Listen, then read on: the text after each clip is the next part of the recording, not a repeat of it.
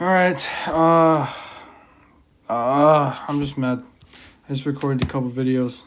None of them even like storage ran out or something. All right. So I did this problem. I didn't really run through any problems when I was doing it, but now I just gotta explain it because I did it in a different video. But I guess I just gotta explain it now. All right. So this is problem number 17, and what website was this? This was 6B, equilibrium. All right. Question asked. One end of a uniform 4.1 meter long rod of weight Fg is supported by a cable at an angle of theta equals 37 degrees with the rod. The other end rests against the wall where it is held by friction as shown in the figure below. The coefficient of static friction between the wall and the rod is 0.46. Determine the minimum distance x from point A at which an additional object also with the same weight Fg can be hung without causing the rod slip at point A. All right, so I redrew the picture over here, and okay, so we know that there is frictional force here. Why is my laser pointer not working? Frictional force here. I'll use yellow. No, blue, no, green. Frictional force here, which is perpendicular to the rod.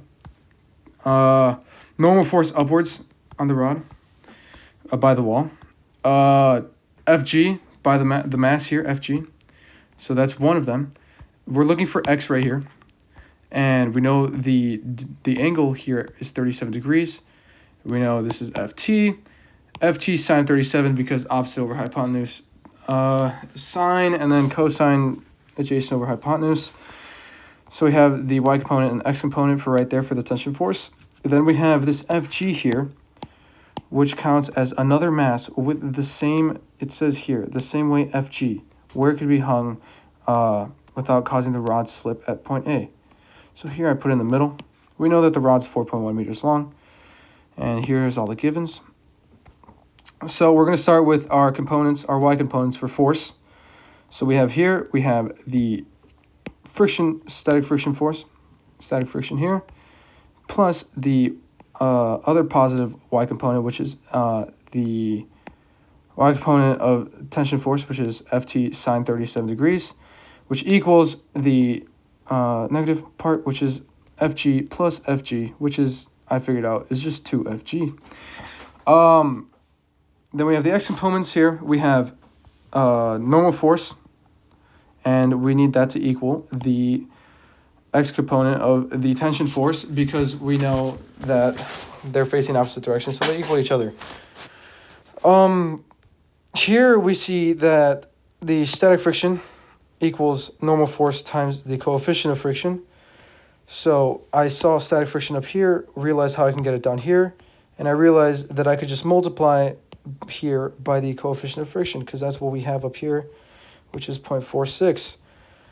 Then we have a substitute for static friction, which is coefficient of friction times F tension force cosine 37. Then we do a little bit of math. So I substituted here, this up here. So we have mu s Ft cosine 37 plus Ft sine 37 is equal to 2Fg.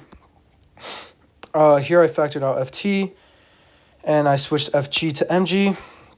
And then I solved what was in here. Ft times this equals 2mg.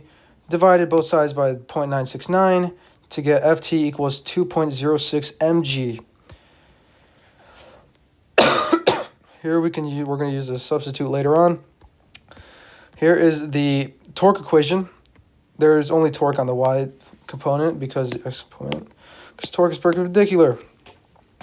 Okay, so we know that, here, I could write it here. We know that torque is equal to the cross product of radial distance times force, which here, in this case, since these were perpendicular, is, sorry, not there, my bad. Here. Since it's perpendicular, there we go. We got x times Fg plus 2.05 because we put Fg in the middle. And so we know that the rod is 4.1 meters long. So then this right here should be 2.05 from there. So 2.05 times FG equals, here we have the y component here, which is not perpendicular, but we could say here. Then we have 4.1 meters times tension force sine 37 degrees. Ugh. Then here I factored it out. FG, x plus 2.05 equals that. Got x alone to here. X equals 4.1 meters times tension force times sine 37 over mg minus 2.05 meters. Then I plugged in for ft what we had over here, 2.06 mg, into here. Realized that the mg's could cancel out. And so I canceled them out. Then I solved for x, which was 3.04 meters, which was correct. All right. Now for a little bit of reflection. This problem was honestly a little tricky at first because what slipped me up a little bit was over here, trying to figure out what I could use as a substitute for static friction, which I realized I could just multiply both sides by the coefficient of friction to get a substitution here. And so other than that, I mean, the torque equation was a little tricky, I guess.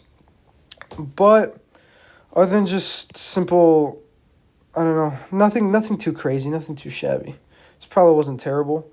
Maybe figuring out where the other FG was, realizing that the FGs were the same, because I actually tried figuring out this before I didn't read the question, so I didn't see the same weight. So I didn't use FG. I did FG1, FG2, and then I realized I was missing something for FG. And, yeah, no, it's just torque problem, nothing crazy. It was not bad.